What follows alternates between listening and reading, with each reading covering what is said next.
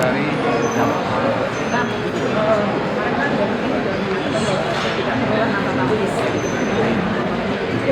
ya. Akan berpedoman sampai itu masih Bang? Ya, kita nggak tahu ini majelis ini persidangan akan berpedoman kepada apa yang disampaikan kepala BNN, kan masing-masing institusi beda ya. Tapi kita sih mengapresiasi secara positif apa yang disampaikan oleh kepala BNN. Tidak perlu menangkap artis. Tapi begini, sebenarnya yang ditangkap itu bukan artis atau siapanya. Yang harus ditangkap itu pengedar. Kalau artis ini pengedar, ditangkap. Gitu. Tapi kalau artis ini hanya pengguna ya, BNN pikir-pikir untuk menangkapnya. Tapi apa yang disampaikan secara faktual ditekankan oleh BNN kemarin itu memang tujuannya supaya BNN lebih fokus kepada pemberantasan pengedar. Jadi tenaganya BNN lebih kepada mencari pengedarnya, mau ditangkap oleh mereka. Daripada nyari pengguna ditangkap, mendingan cari pengedar. Karena costnya lebih efisien kan. Daripada pengguna ditangkap ribut, mendingan pengedarnya jadi dikejar. Itu yang sedang dikerjakan oleh BNN. Kita apresiasi terhadap apa yang dipikirkan dan dikerjakan oleh BNN untuk posisi itu. Mas sebagai warga juga penyakit juga.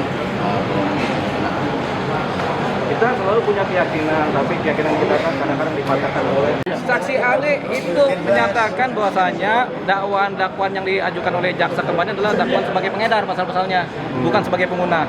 Kita lagi cari nih pasal dakwaan sebagai pengguna ternyata nggak ada. Sementara pada RM adalah sebagai pengguna. Nah itu nanti jadi persoalan di dalam. Ini udah mulai ya? Ayo. Sabar aja lah dulu, kalem-kalem.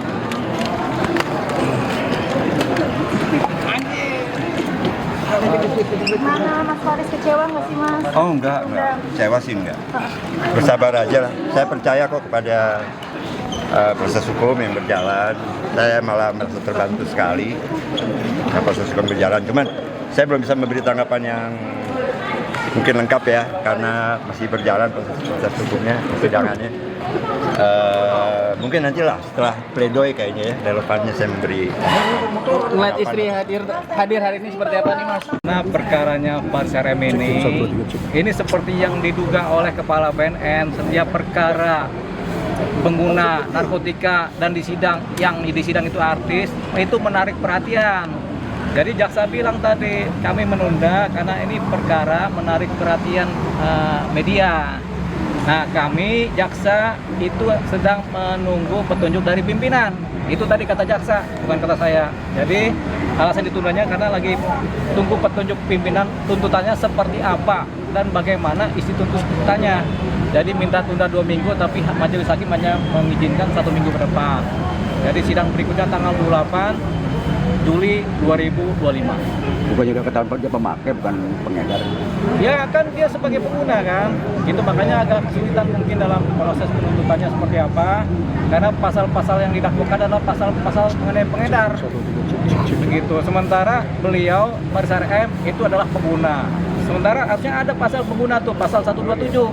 Cuman tidak ada dalam dakwaan. Makanya ini mungkin diperhitungkan oleh pihak jaksa apa yang mau dituntut dan bagaimana isi tuntutannya.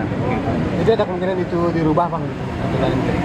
Belum tahu kan, belum ada tuntutan. Kalau menurut Abang sendiri Bang? Hah? Kalau menurut Abang sendiri? Kalau menurut kita sendiri ya tuntutannya karena dia bukan pengedar tapi dituntut pengedar kan salah kan?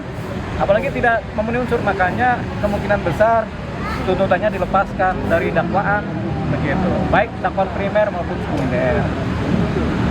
Bang, pasal yang dituduhkan pasal pengedar ya Bang. Tapi Iya. kan menurut saksi itu pengguna Bang. Kenapa Iya. bisa didakwakan pasal pengguna Bang? Kita nggak tahu, itu kan racikan dari wilayah penyelidikan dan penyidikan. Itu dari pihak kepolisian, Polres Jawa Selatan, narkotika, ya mereka meracik ini beliau sebagai pengedar, gitu kan. Memang ada jungtonya turut serta, tapi kan itu nggak masuk kalau jungto mah, gitu. Karena kan dakwanya dakwaan utama, gitu. Kalau jungto kan berarti ada yang pengedar utama, ini kan nggak ada, begitu. Jadi kesalahan mungkin dari pihak atau memang salah racik atau racikan berstrategi khusus sehingga yang didakwakan adalah pengedar, padahal dia adalah pengguna. Bang, kalau emang yakin pengguna Bang, bakal ini nggak sih Bang?